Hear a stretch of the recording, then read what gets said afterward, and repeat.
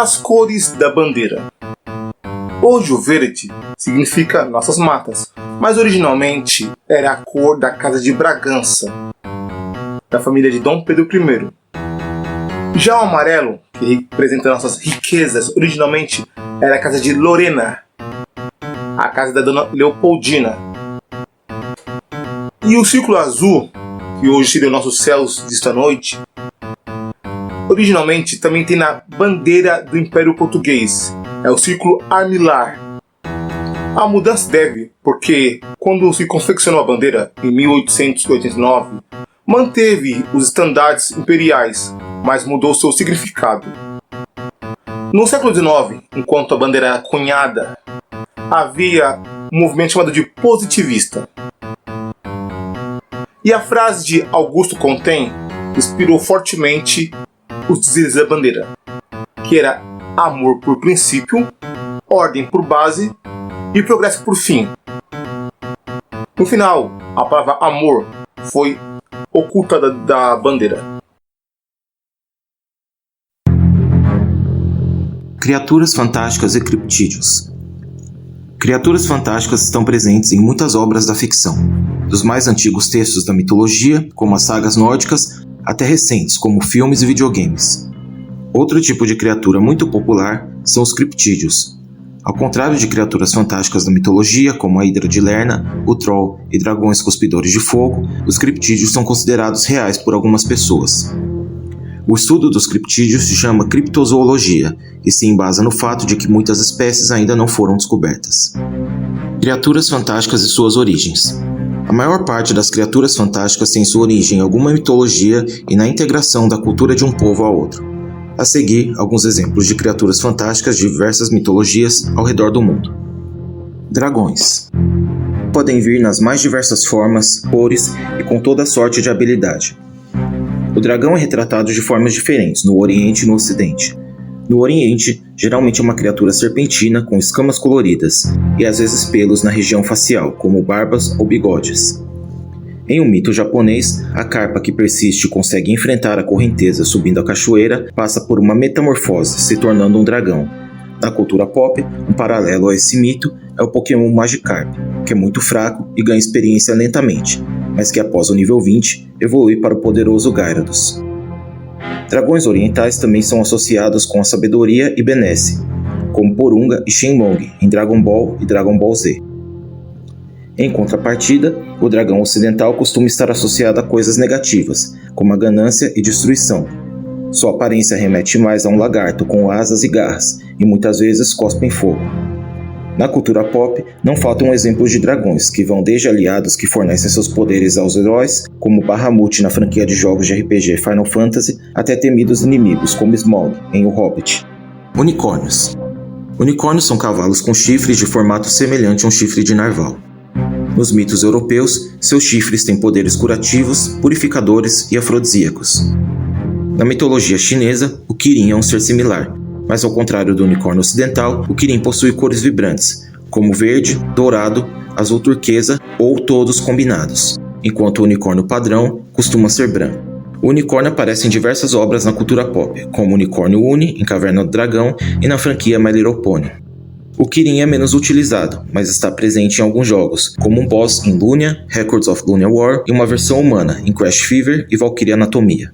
Trolls. Trolls são seres da mitologia nórdica, nascidos do suor de Ymir. São humanoides muito grandes com 3,5 metros e força descomunal. Se transformam em pedra quando expostos à luz do sol. Na lenda de Beowulf, Grendel, o monstro que era atormentado pelos barulhos dos homens no salão de festas do rei, era um troll. Curiosamente, a palavra troll hoje em dia é usada para definir pessoas, principalmente na internet, que sentem prazer em chatear, insultar, irritar ou pregar peças em outros. Agora cobriremos alguns exemplos de criptídeos. O monstro do Lago Ness. Após relatos de um casal em 1933 sobre uma criatura que rolava e mergulhava nas águas, o turismo e interesse no local apenas cresceu. Fotografias foram tiradas, porém quase sempre turvas ou inconclusivas. Alguns cientistas acreditam que o que muitas pessoas avistaram tenha sido a cauda de um enorme peixe esturjão. Uma outra teoria mais fantástica é que Ness, na verdade, possa ser um plesiosauro. Na ficção, Ness sempre esteve presente em muitos filmes e desenhos, sendo os mais notáveis Os Simpsons e Monstros S.A., e o filme Loch Ness. Em jogos, uma bela representação do monstro é Lapras, um Pokémon que é retratado como um ser gentil e que gosta de transportar humanos pela água. Chupacabras.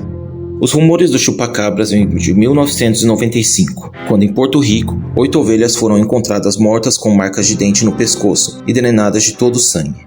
Em agosto do mesmo ano, a porto-riquenha Madeline Tolentino diz ter avistado a criatura, semelhante a um coiote com 1,50 m de altura. O chupacabras é um pouco menos comum na cultura pop, mas aparece como um demônio recorrente na série de jogos Shin Megami Tensei em um mod de Minecraft chamado de Lycanites Mobs. Pé Grande, criptídeo norte-americano que é dito habitar as florestas do oeste canadense e noroeste dos Estados Unidos. Grandes pegadas e relatos de avistamento são geralmente usados por entusiastas da criptozoologia para afirmar a existência do mesmo. O antropólogo Grover Krantz, da Universidade de Washington, foi a campo para tentar provar a existência do monstro, concluindo que o pé grande pode ser um parente dos Gigantopithecus, um ser pré-histórico que viveu no sudeste da Ásia e Ásia Central há 1 milhão de anos. Apesar da aparência intimidadora de um imenso primata coberto de pelos, ataques parecem ser raros a humanos. Curiosamente, o pé grande aparece em um livro escrito pelo presidente americano Theodore Roosevelt, The Wilderness Hunter. Existe até mesmo uma organização dedicada a estudos do pé grande, a Bigfoot Field Research Association. O pé grande aparece em muitas obras da ficção, mas o mais divertido é o rumor da existência do mesmo em GTA San Andreas.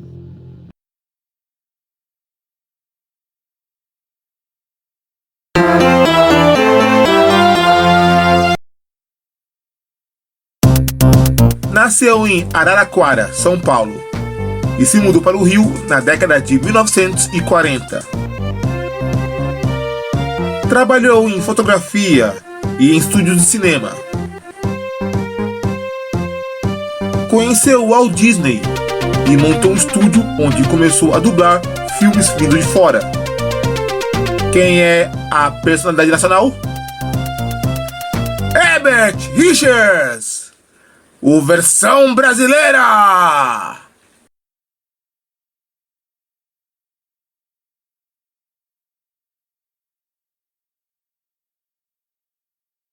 Sandman. Sandman é uma série da Netflix inspirada na obra de mesmo nome escrita por Neil Gaiman em 1989. A série conta a história de Morpheus, o sonho dos perpétuos, e como este teve que lidar com a desestabilização do sonhar, após 100 anos de aprisionamento por Roderick Burgess. A restauração do sonhar, no entanto, não é do interesse de todos. Obstáculos são colocados no caminho, como o pesadelo coríntio e o próprio Senhor do Inferno, Lúcifer.